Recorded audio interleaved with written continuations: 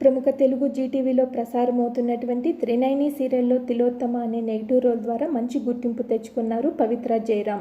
ఈమె తెలుగులో నిన్నే పెళ్లాడుతా, స్వర్ణ ప్యాలెస్, కోడళ్ళు మీకు జోహార్లు అనే సీరియల్తో ప్రతినాయక పాత్రలతో మెప్పించింది.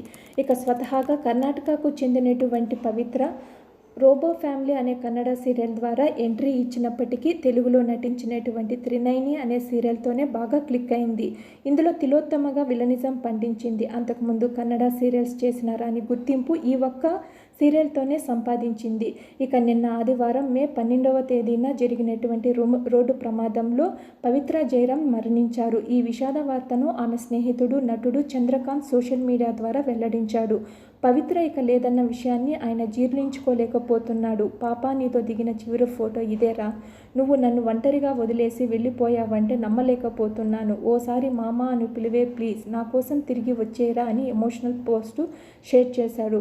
అయితే ఈమె చిన్నతనంలోనే పవిత్ర జయరాం మరణించడము విషాదకరము. ఆమె ఆత్మకు శాంతి చేకూరాలని మన అందరము కూడా కోరుకుందాం. మరిన్ని లేటెస్ట్ అప్డేట్స్ కోసం please subscribe my channel. Thank you.